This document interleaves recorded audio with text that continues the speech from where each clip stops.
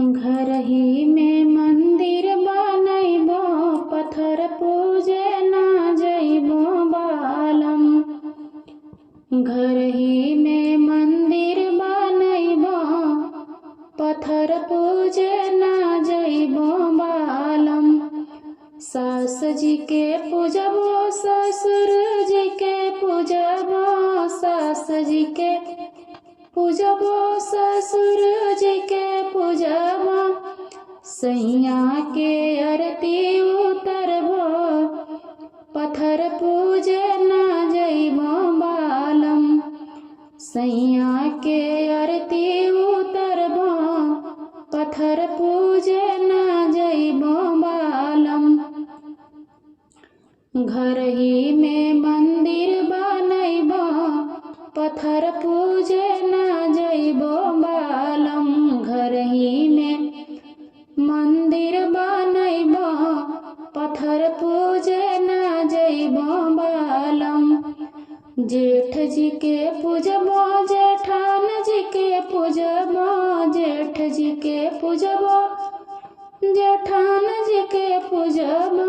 सैया के आरती उतरबो, पत्थर पूजे ना जइबो बालम। सैया के आरती उतरबो, पत्थर पूजे ना जइबो बालम।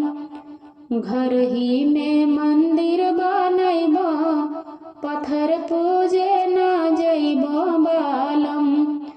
घर ही में मंदिर बनैबो, पत्थर पूजे ना जइबो बालम।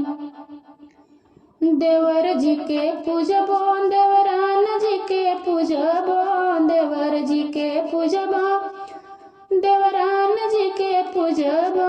सैया के आरती उतरबो, पत्थर पूजे ना जइबो बालम। सैया के आरती उतरबो, पत्थर पूजे ना जइबो बालम। घर ही में मंदिर बनैबो, पत्थर पूजे ना जइबो बालम। घर ही में मंदिर बनैबो, पत्थर पूजे ना जइबो बालम।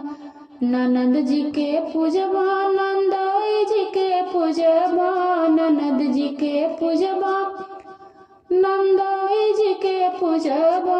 सैया के आरती उतरबो, पत्थर पूजे ना जइबो बालम। सैया के आरती उतरबो, पत्थर पूजे ना जइबो बालम। सैया के आरती उतरबो, पत्थर पूजे